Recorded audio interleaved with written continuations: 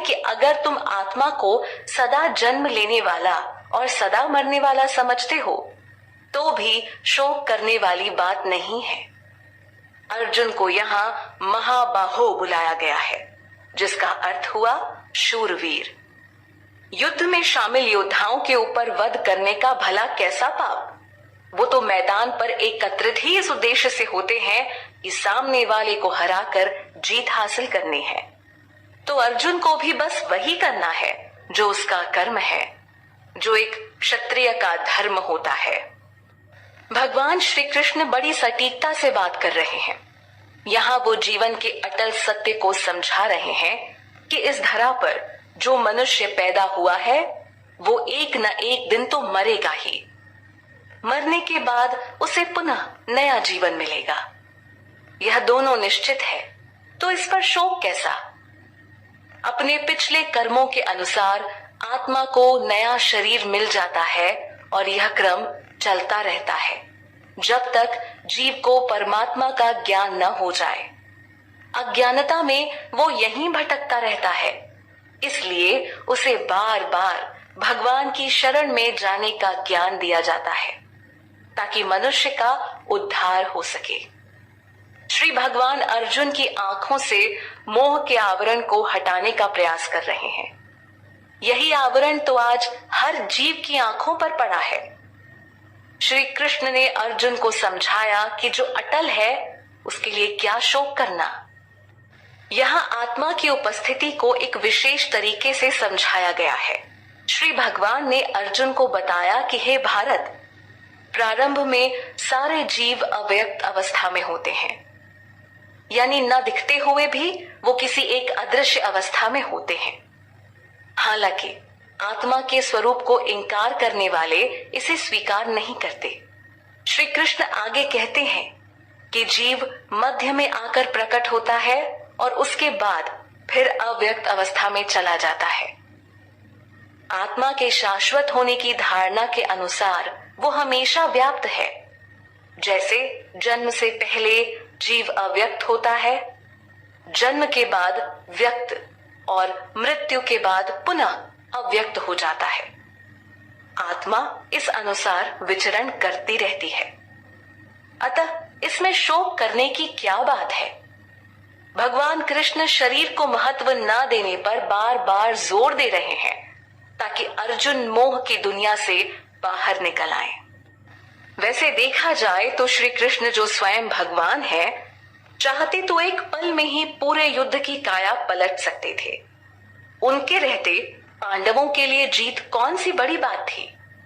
पर अर्जुन के विषाद के चलते ही आज हम सबको भगवत गीता का अमूल उपहार मिल सका है, जिसके लिए उन्हें कोटि कोटि नमन है। भगवत गीता सिर्फ ज्ञान का पिटारा नहीं है, हम जैसे बुद्ध जीवात्माओं के लिए मुक्ति का मार्ग है।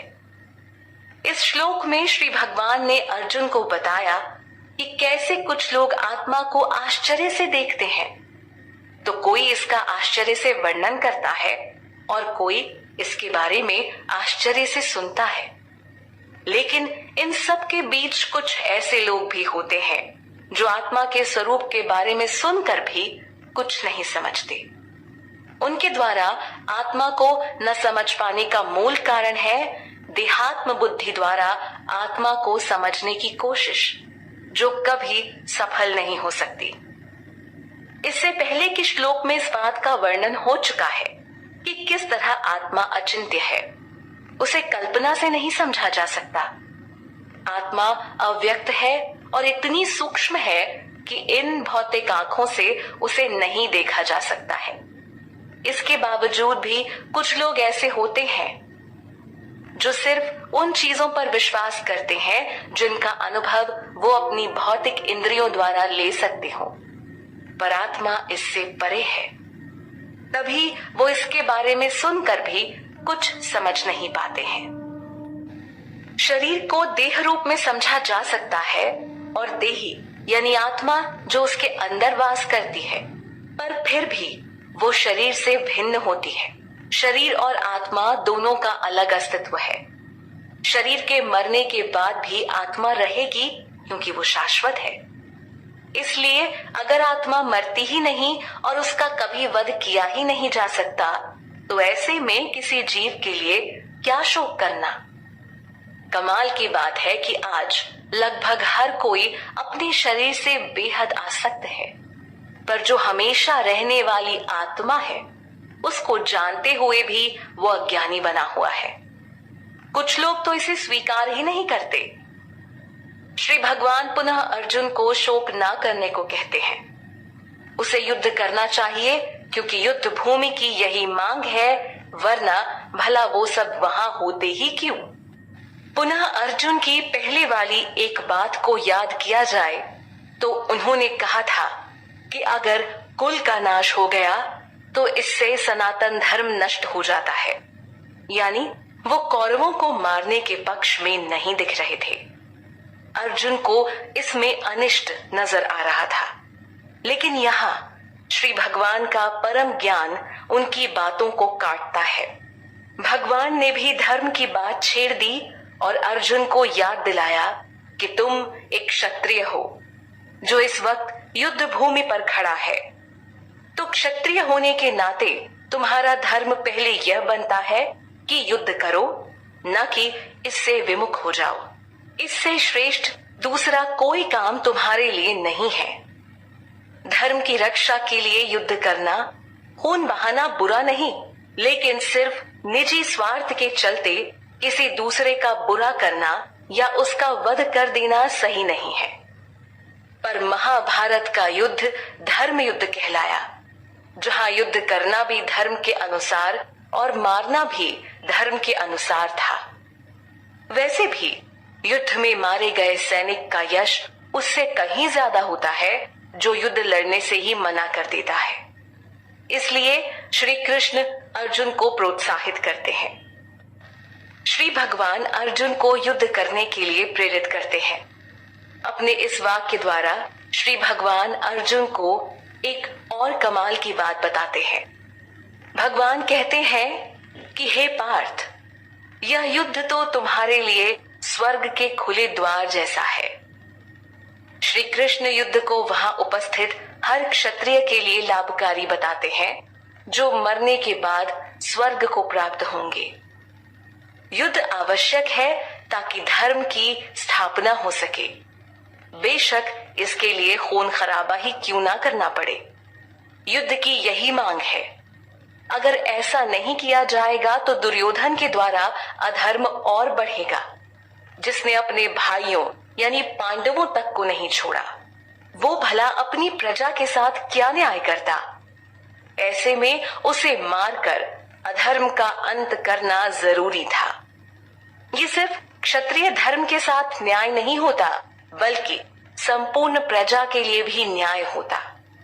एक अधर्मी राजा की छत्र छाया में प्रजा का क्या हाल होता है, यह हर कोई जानता है।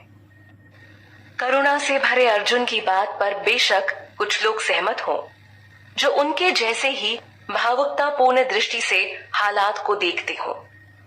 ऐसे लोगों को लगा होगा कि अर्जुन ने सही ही तो कहा। लेकिन अब श्री भगवान अपने तर्क को प्रस्तुत करते हैं, जो एक गुरु के रूप में अर्जुन के संशय का निवारण कर रहे हैं। इसका कारण है कि स्वयं अर्जुन यह मान चुके थे कि वो मोह के कारण अपने कर्तव्य से भटक रहे थे। तो अब उनका मार्गदर्शन किया जाए। शरणागत होने पर श्री कृष्ण ने उनके गुरु का पद संभाला है। गुरु और शिष्य के तर्क को एक पैमाने पर नहीं तौला जा सकता। यहाँ श्री कृष्ण गुरु के तौर पर स्वतंत्र रूप से अर्जुन को ज्ञान दे रहे थे, जो एकदम सटीक है। उसमें किसी भावना की मिलावट नहीं और न ही किसी प्रकार का संशय है। इसलिए तो श्री भगवान ने स्पष्ट तौर पर अर्जुन को कहा कि युद्ध नहीं करने पर तुम निश्चित ही पाप के भागीदारी होगे। इस धर्म युद्ध से पलायन करने का मतलब ही हुआ अपने यश और धर्म को खो देना।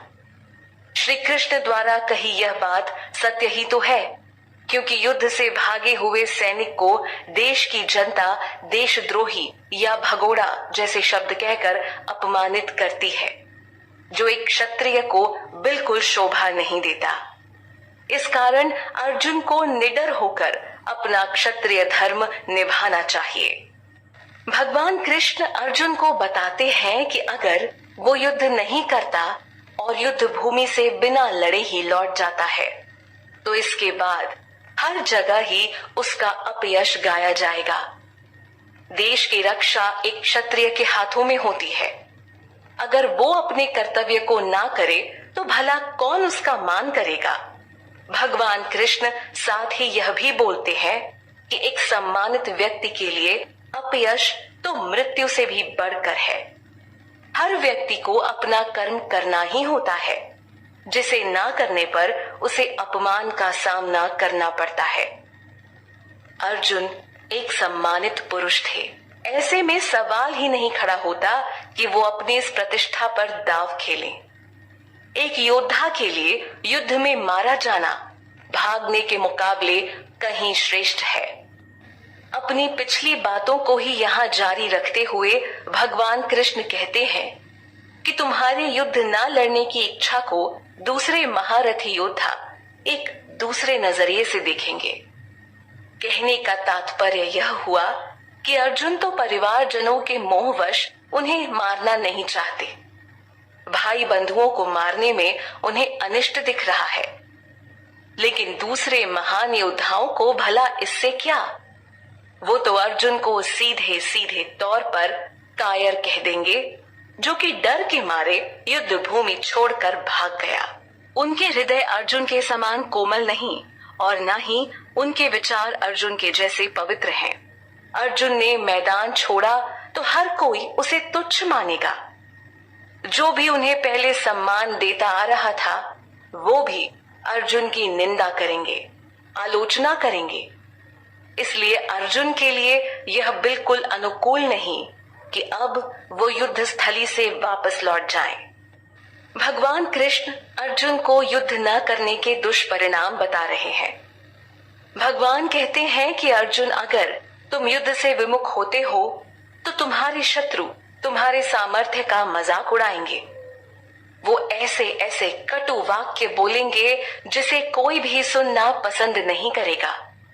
तो तुम्हारे लिए ऐसे वचनों को सुनने से कष्टदायक और क्या हो सकता है। भगवान कृष्ण सखा, संबंधी और एक गुरु के रूप में अर्जुन का सिर्फ भला ही चाहते थे।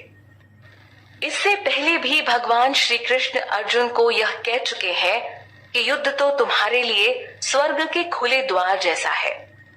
यहाँ भी भगवान पुनः इसी बात पर जोर देते हुए कहते हैं कि हे कुंती पुत्र, अगर तुम युद्ध करते हुए मारे भी जाओगे तो भी स्वर्ग को प्राप्त होगे, और अगर युद्ध जीत गए तो पृथ्वी का पूरा राज्य भोग करोगे। इसलिए खड़े हो जाओ और निश्चय पूर्वक युद्ध करो। स्वयं भगवान के वचन और सुझाव होने के नाते इसमें कोई संदेह ही नहीं कि अर्जुन को अब पीछे नहीं हटना चाहिए। वैसे देखा जाए तो ये पूरा जीवन ही एक युद्ध के समान है, जहां हम सबको अपने अपने हिस्से की लड़ाई लड़नी है और इसमें कोई पीछे नहीं हट सकता, वरना वही होगा जो कृष्ण ने कहा, कर्म से विमुख होने पर व्यक्ति अपनी प्रतिष्ठा खो बैठता है। अर्जुन विपक्ष में खड़े अपने परिवारजनों को मोह के कारण उनको मारना नहीं चाहते, और दूसरा वो सोच रहे थे कि कौरवों को खत्म करने से उन पर पाप लगेगा। लेकिन यहाँ भगवान उन्हें पाप के भाव से मुक्त करने के लिए कहते हैं कि तुम सुख दुख, लाभ हानि और जय पराजय में संभाव रखो। इसके बाद युद्ध करने को तैयार हो जाओ। ऐसा करने से तुम्हें पाप नहीं लगेगा। अगर स्वयं भगवान ऐसा कह रहे हैं तो अर्जुन को यही करना चाहिए। इसके अलावा दूसरा कोई रास्ता नहीं जो इतना स्पष्ट हो। अर्जुन के अंदर का विषाद आज हर व्यक्ति को घेरे है।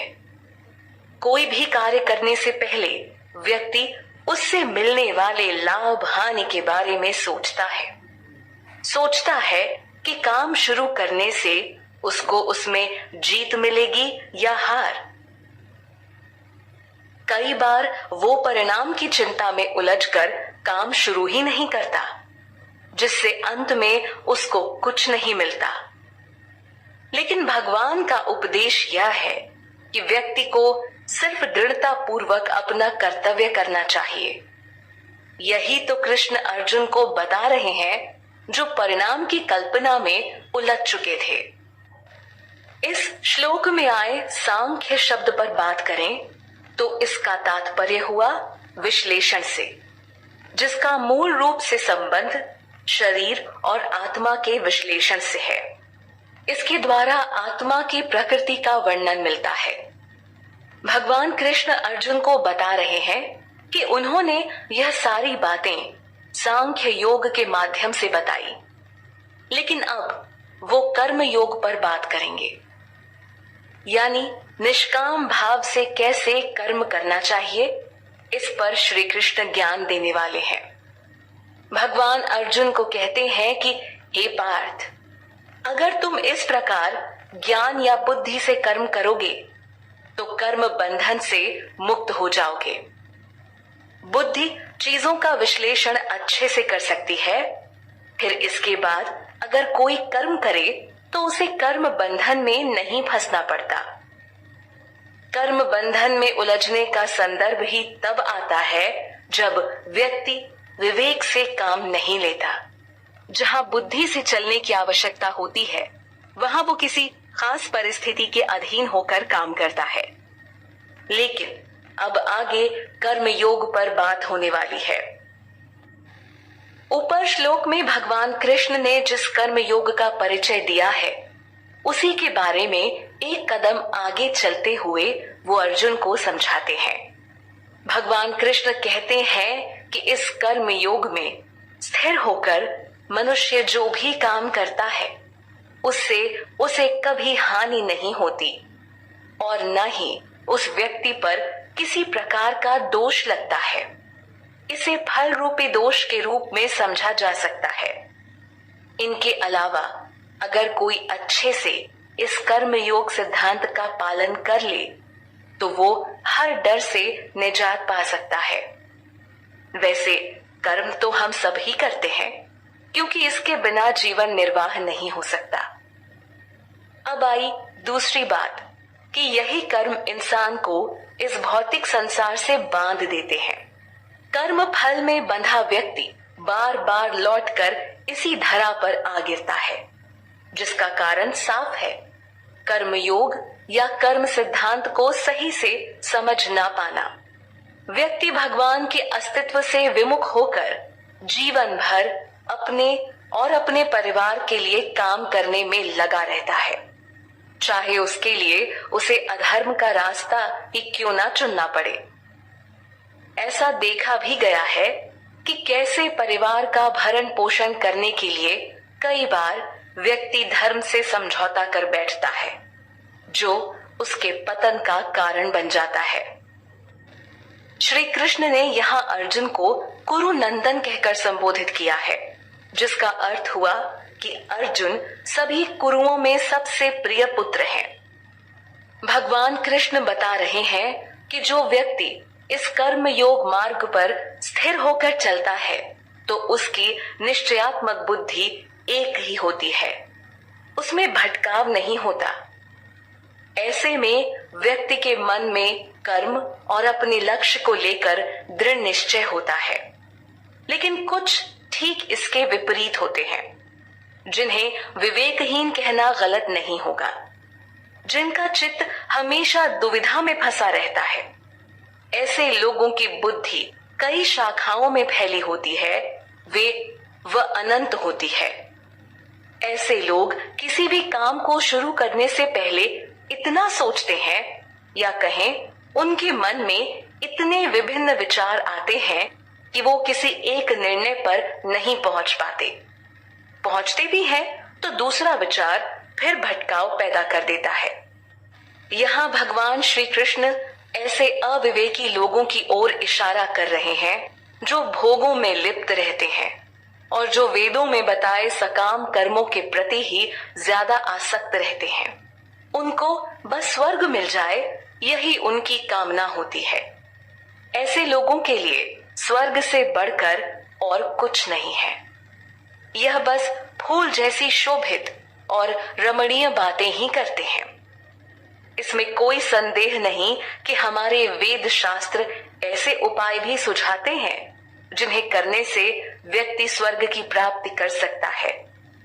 पर अविवेकी और लोभी लोग इसी को परम सत्य और लक्ष्य मान लेते हैं और बस दुनिया के भोगों में जीवन बिता देते हैं। स्वर्ग को ही सब कुछ समझने वाले लोग कभी भी भगवान की सत्ता तक नहीं पहुंच पाते, जो स्वर्ग से भी परे है। ये लोग भोग, ऐश्वर्य और ऐसे ही अनेक क्रियाओं के बारे में बात करते हैं, जिसके कारण मनुष्य जन्म मरण के चक्र में ही फंसा रह जाता है। ये सारे भोग विलास व्यक्ति को सिर्फ कुछ क्षण भर का सुख देते हैं और वो मूर्ख इनके पीछे सदैव लगा रहता है। ऐसे लोग वेद पुराणों से भी अपने मतलब भर का ज्ञान लेते हैं, ऐसा ज्ञान जो उन्हें स्वर्ग का सुख दिला सके। जिन लोगों का चित्त हमेशा भोग और ऐश्वर्य में लिप्त होता है और जो हमेशा भौतिक आकर्षण और दिखावटी चीजों में लगे होते हैं, ऐसे लोगों के मन में भगवान के प्रति श्रद्धा भक्ति का निश्चय नहीं होता। ऐसे लोग क्षण भर की खुशी पाकर ही तृप्त रहते हैं। लेकिन भगवान कृष्ण के प्रति भक्ति रखने वाला व्यक्ति भोग विलास से दूर रहकर सिर्फ कृष्ण की कृपा ही चाहता है, क्योंकि वो जानता है कि जहां कृष्ण है वहीं असली खुशी है, वहीं जीवन की जीत है। अर्जुन को भी यही विश्वास था कि श्री कृष्ण के साथ रहते हार का सवाल ही नहीं। फिलहाल श्री कृष्ण यहाँ मोह के जाल में फंसे अर्जुन को बाहर निकालने का काम कर रहे हैं। ऐसे प्रयास वो हर मनुष्य के लिए करते हैं। इसी को तो भगवान का प्रेम और कृपा कहते हैं, जो सबके लिए समान है। लेकिन भोग विलास में लिप्त व्यक्ति ऐसी कृपा को समझ नहीं पाते। वेद पुराणों में सतोगुण, रजोगुण और तमोगुण की चर्चा हर तरफ मिलती है। इन्हीं गुणों के अधीन मनुष्य के तमाम कार्यों को होते देखा गया है, जो इस भौतिक जगत में उसके बंधन का कारण भी है। व्यक्ति की बुद्धि में इनमें से किसी एक गुण की अधिकता होती है। बाकी गुण भी थोड़ी थोड़ी मात्रा में होते हैं, पर किसी एक की अधिकता रहती है। यहाँ भगवान कृष्ण अर्जुन को इन तीनों गुणों से परे जाने को कह रहे हैं। वो कहते हैं, हे अर्जुन, तुम इन गुणों से ऊपर उठ जाओ और निर्द्वंद्व बनो। निर्द्वंद्व यानी जीवन में किसी भी घटना या चीज को लेकर दिखने वाले दो अलग अलग नजरिए। कृष्ण अर्जुन को बिना चिंता किए एक नजरिया बताने को कहते हैं, ताकि वो अपने कर्म के प्रति भ्रमित न हो सके। साथ ही कहते हैं कि तुम लाभ या सुरक्षा की चिंता किए बिना आत्मपरायण बनो। परमात्मा में चित्त को स्थिर करना एक जटिल कार्य है, लेकिन सबसे आवश्यक कार्य भी यही है। ऐसा ना करने से व्यक्ति भटकाव या दूसरे शब्दों में कहें माया का शिकार बन जाता है। सभी वेद पुराणों का मूल उद्देश्य व्यक्ति को आत्म साक्षात्कार की ओर अग्रसर करना है, जिसका अर्थ हुआ खुद की ओर भगवान की स्थिति को समझना, इन दोनों के बीच संबंध को समझना और यह जानना कि हम भगवान कृष्ण के ही अंश हैं। यह आत्मज्ञान जिसे हो गया, उसके लिए समस्त वेदों को पढ़ने की भी कोई आवश्यकता नहीं। यही बात तो भगवान कृष्ण अर्जुन को समझा रहे हैं। वो कहते हैं कि जब एक व्यक्ति के चारों तरफ बड़े बड़े परिपूर्ण जलाशय होते हैं, तो उसके लिए किसी छोटे जलाशय का कोई अर्थ नहीं रह जाता। उसी प्रकार जिस व्यक्ति को आत्मज्ञान हो गया, जिसने स्वयं भगवान कृष्ण के साथ अपने शाश्वत संबंध को समझ लिया, उसके लिए फिर सभी वेदों के अध्ययन का कोई प्रयोजन नहीं रह जाता है। जरा एक पल के लिए सोचें कि अर्जुन की जगह आप उस रथ पर बैठे हैं और भगवान कृष्ण सीधे तौर पर यह श्लोक आपको ही समझा रहे हैं। भगवान कर्म के प्रति जिम्मेदारी का अनुभव करवाते हैं और कहते हैं कि कर्म फल पर तुम्हारा कोई अधिकार नहीं है। यह सुनकर अजीब या बहुत अजीब लग सकता है, क्योंकि आज लगभग हर व्यक्ति कर्म की शुरुआत करने से पहले ही मानसिक स्तर पर उससे मिलने वाले फल के बारे में सोच लेता है। ऐसे में भगवान कहते हैं कि तू कर्म फल के लिए हेतु मत बन और ऐसा भी न कर कि कर्म न करने के प्रति तेरी आसक्ति हो जाए। इस ज्ञान के बाद आपको अवश्य सोचना पड़ेगा कि आपको खुद में कितने प्रतिशत तक का बदलाव लेकर आना है, क्योंकि यही सत्य है कि कर्म का फल व्यक्ति के हाथ में नहीं। यहाँ भगवान ने अर्जुन को साफ तौर पर कह दिया कि कर्म फल की इच्छा से किया गया कर्म या फिर कर्म से विमुख हो जाना दोनों ही गलत हैं। यहाँ भगवान कृष्ण एक महत्वपूर्ण संदेश को सरल भाषा में अर्जुन को समझा रहे हैं। इस ज्ञान को समझकर विरले लोग ही इसे अपने जीवन में उतार पाते हैं और बाकी बद्ध अवस्था में रह जाते हैं। भगवान द्वारा दिया ज्ञान मुक्ति की ओर ले जाता है, जबकि इसके विपरीत चलने वाले लोग मुक्ति से दूर हो जाते हैं। श्री कृष्ण साफ साफ शब्दों में सखा अर्जुन को कहते हैं कि हे धनंजय, तुम बिना जीत हार की चिंता के बस युद्ध करो। किसी भी चीज के प्रति आसक्ति यानी लगाव मनुष्य को उसके कर्म से दूर ले जाता है, जो वास्तव में उसे पूर्ण करना चाहिए था। परिणाम की चिंता करके भी बहुत बार व्यक्ति अपने कदम पीछे कर लेता है।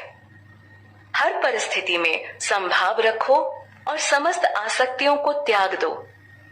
ऐसे स्थिर मन से किया गया कर्म ही योग कहलाता है। योग साधना द्वारा मन की चंचलता पर लगाम लगाई जाती है और इसकी मदद से व्यक्ति भ्रमित होने से बच जाता है। श्री कृष्ण पहले भी अर्जुन को समझा चुके हैं कि तुम कर्म फल की चिंता न करो, अर्थात कर्म फल के प्रति आसक्ति को त्याग दो। पुनः इसी पर जोर देते हुए यहाँ भी कहते हैं कि जो व्यक्ति अपने कर्मों के फल को भोगने के लिए आतुर रहता है, ऐसा व्यक्ति दीन है, तुच्छ है। भगवान बुद्धि योग को सर्वश्रेष्ठ बताते हैं।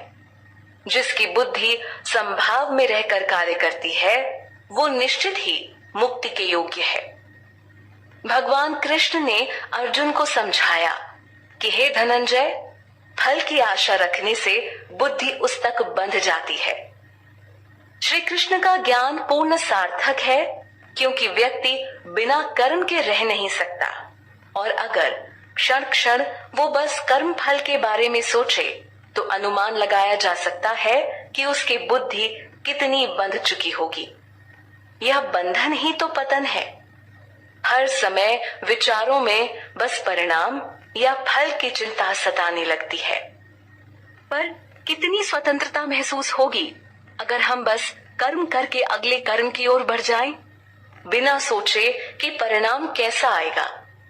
लेकिन नहीं, आज कर्म की शुरुआत ही उससे मिलने वाले फल का अनुमान लगाकर की जाती है। यहाँ पर बुद्धि योग का एक बड़ा ही सकारात्मक पहलू प्रस्तुत हुआ है। मनुष्य अपने कर्म फल की लालसा में ही सदियों सदियों से जन्म मृत्यु के जाल में फंसा रह जाता है, लेकिन जो इस बुद्धि योग का सहारा लेता है, उसका उद्धार इसी जन्म में हो जाता है। वो व्यक्ति इसी जन्म में बुद्धि योग की मदद से अपने सारे पाप पुण्यों से मुक्त हो जाता है।